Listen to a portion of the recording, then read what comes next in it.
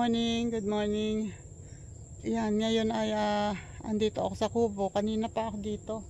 Nakapagpatuka na ako ng manok at kaalis lang nung nag-iisang tandang na natitira. 3 tandang yon, isa na lang ang umuwi. Nung isang araw pinatuka ko ay 2 pa, ngayon iisa na. And eto ngayon, buti hindi agad ako umalis. Sabi ko, walis-walis ako dito bago ako umalis. Ayan o, umuwi yung babae, yung kapatid noong 4 na pinakawalan namin. Inakay pala nitong tandang na malaki, ni Kuya Nanding. Ayan, kasama. So, kilala ko kasi may tanda nga yung paa nila, may putol yung paa. Kaya kilala ko, alam kong akin yan, alam kong amin yan. So ayan, palagay ko ay nangingitlog itong itong manok, yung inahin. Nangingitlog siguro, yun nga lang, hindi ko alam kung saan. Pero nangingitlog na yan. Ayan, at si Kuya Nanding kaalis lang din dito. Dito siya dumaan, nagulat nga ako, nangunguha ako ng talbos ng kamote doon. Biglang may nag-ehem doon sa banda roon. Nagulat ako, kala ko kung sino ng tao. Pagtingin ko si Kuya Nanding pala.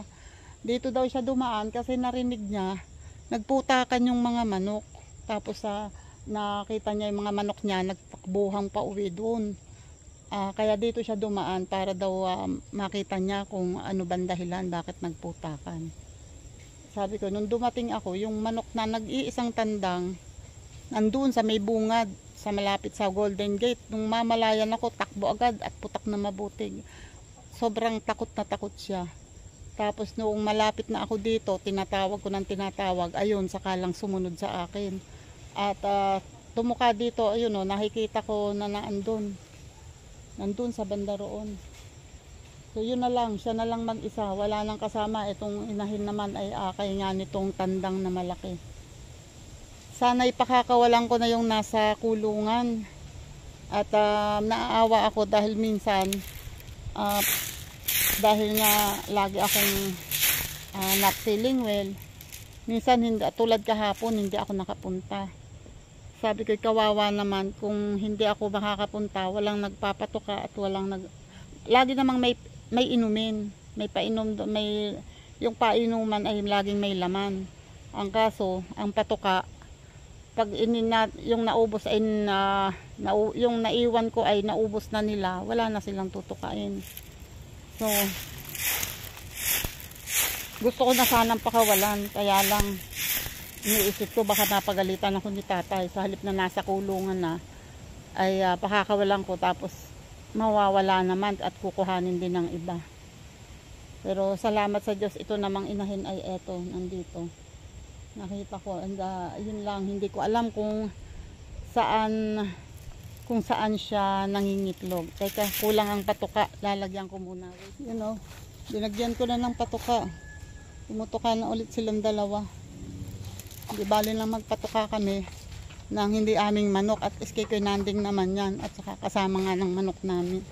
Ito namang aking siga ay ayaw dumiretso ng apoy. May bunot na to. Sinamahan ko to ng bunot. Kaso, hindi yata naman umapoy yung bunot. So, tatry ko ulit sindihan. Nilagyan ko ng plastic.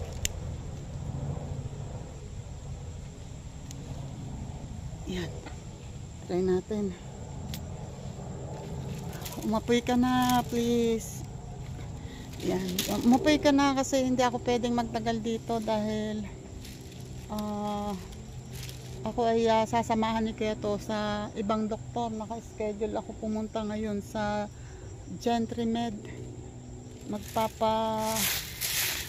Hanap ako ng second opinion. At saka para maipakita ko rin yung pantal sa may tiyan ko na sinasabi ni Filipina Carpenter na baka daw shingles. So aking ipapatingin kasi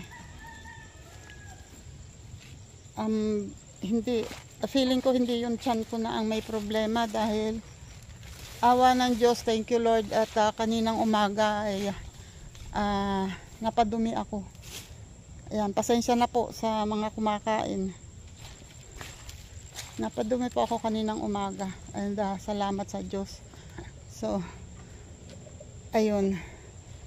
Kaya ako po ay lalong mas lumalaki ang pag-asa na gagaling po ako. Salamat sa mga prayers ninyong lahat. At itong ito yung inipon ko dati na hindi ko masigaan dahil kinuha yung lighter ko sa bag. Hindi ko alam na wala pala akong lighter sa bag. So, kinuha ngayon ko lang sisigaan, kaya sinisigaan ko na dahil sobrang dami na. Maaga pa naman palagay ko ngayon ay lagpas ng alas 8. Ay 9. Lagpas na pala ng alas 9. Sorry. Kailangan ko na talagang magmadali. Ayun, umapoy na. So kailangan ko nang magmadali. Ilalagay ko na to lahat sa siga and aalis na ako, uuwi na ako dahil kailangan ko pang magpahinga bago maligo. Wait lang po ha. Alisin ko muna to.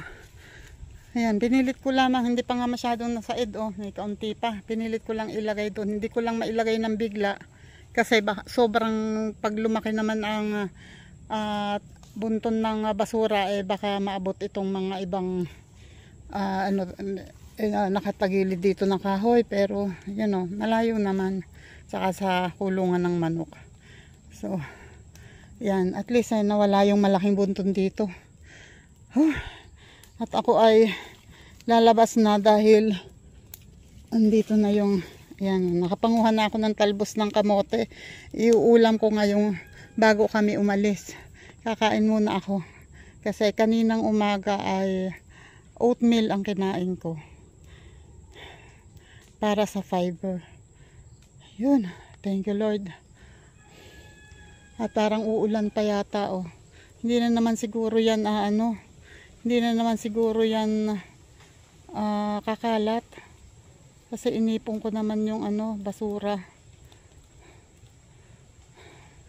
Hinihingal ako pinandalas ko kasi ng walis to at hindi nga masyadong said doon sa gilid hindi natanggal, tsaka itong mga ito hindi ko pa natatanggal dito maraming gawain dito sa kubo na hindi ko nagagawa. Ang mga papaya doon ay marami ako nakitang hinog, pero hindi ko na makuha kasi yung iba doon ay hinog na. Ito hindi na pwede, hindi, kahit kuhanin ko babagsak at babagsak, hindi ko na rin pakikinabangan. So hinayaan ko na. Yun namang iba ay parang nahihinog na, hindi maganda yung bunga, pangit ang bunga, kaya hinayaan ko na. Yun naman nandito sa balag ay wala pa, marapit na rin mahinog. Yung nandun na malalaki naman ay ayun tanaw ko dito, naman wala pa siya, pero ang lalaki ng bunga niya, pero wala pa siyang hinog. At ito ay iiwan ko na itong siga na hindi pa ubos. Hindi na naman siguro ito yan. Hindi na naman siguro ito kakalat. Okay. Ipon ko lang muna. Baka. Okay. Saka na lang ulit. Ako magsisiga at kailangan ko pang umalis dahil pupunta kami sa doktor. And please pray. Pray nyo po ako na sana tamang doktor yung mapuntahan namin at siya na makakatagpo kung makakalunas kung yung nararamdaman ko dito sa tiyan ko. Ayun, lalabas ako ng yung isang babaeng manok ay kasama noong isang tandang, so hinayaan ko na dahil palagay ko mangingitlog na yun. At ewan ko kung yung hulas na hulas ako, pasensya na kayo. Ewan ko kung yung tandang ay uuwi pa.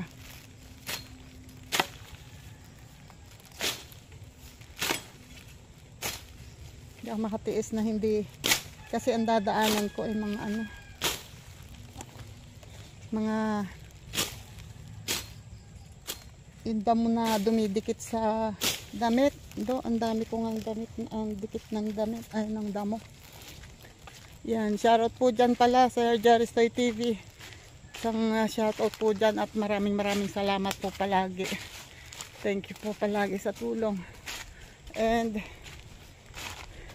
shoutout dyan sa Kasangga Foundation, Kalembang Boys. Shoutout Mrs. K, Mr. K, Mambela, shoutout.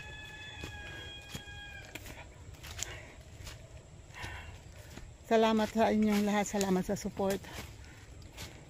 Planet So Weird, shoutout. Chonky the Another, shoutout dyan. And wait, Team Pula, shoutout Team Pula. Chika Babes ni Lola Lakwachera, shoutout. Solid Team Kapesni, shoutout dyan. Yan, nandito na ako sa Golden Gate. Wait, musot lang ako. Dito ko nakita kanina yung tandang. Pagpasok ko rito, andyan siya. Biglang takbo dun, tapos putak ng putak, putak. Sabi ko, ang ilap ng tandang. Pero nung pinapatok ako, medyo lumapit na siya. And yan, shoutout sa inyong lahat, sa lahat ng mga tumutulong sa channel ko, sa mga tumutulong sa akin. Shoutout sa inyo at sa lahat ng mga nag-aalala sa akin. Shoutout, salamat sa mga tumatawag, nagchat-chat sa akin, nangungumusta. Maraming salamat sa inyo. Jesus, what's that?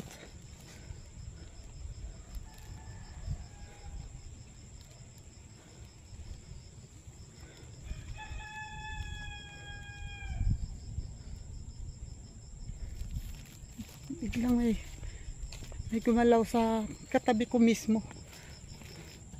Hindi ko naman makita kung ano.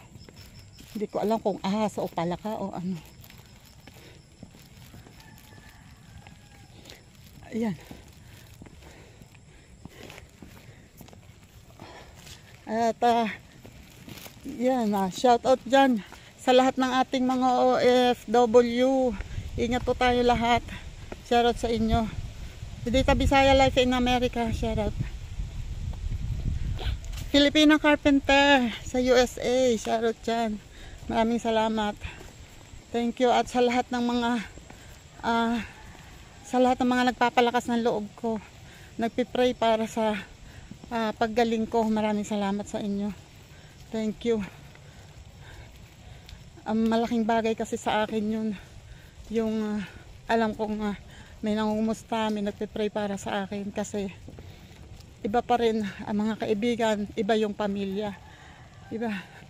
Alam kong ang pamilya ko ay nag-aalala sa akin, alam kong gusto rin nila akong gumaling, pero naintindihan ko naman na kailangan din nilang ituloy ang buhay nila dahil may mga trabaho sila. Hindi naman pwedeng titigil at ako'y babantayan na lamang. Yun nga, kaya lang minsan pag ganito kasi ang nararamdaman, feeling ko minsan kailangan ko ng kausap.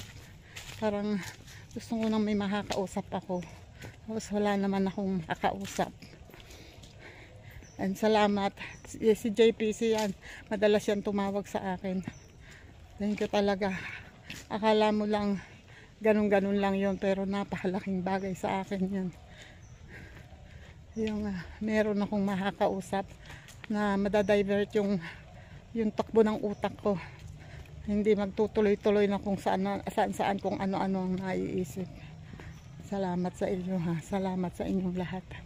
Ayan, nandito na ako sa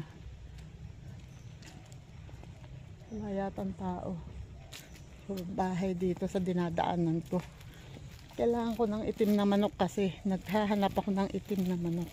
Pinapahanap ako ni Aris 30 ng itim na manok. Ang problema, ang mga manok dito ay mga pulahan. Meron sa kapitbahay namin, pumupunta lagi yun sa amin. Tinanong ni ate kanina, ay Texas daw yun, hindi niya pwedeng ialis. Kasi ay kung saan pa niyang lugar binili yun. Pampanga pa yata. Kaya hanap pa din. Yan, nandito na ako sa labas. Ito, lalakad muna ako ha. Oh. Saktong alas 10 po. Saktong alas 10 nandito ako sa bahay. And talagay ko ay doon to kung nakaalis na si ate. Ate, ayan doon pa. Ayan, thank you po sa lahat. Salamat po sa mga umaabot dito sa dulo ng aking vlog. Maraming salamat po. God bless po. Ingat po tayong lahat. Salamat.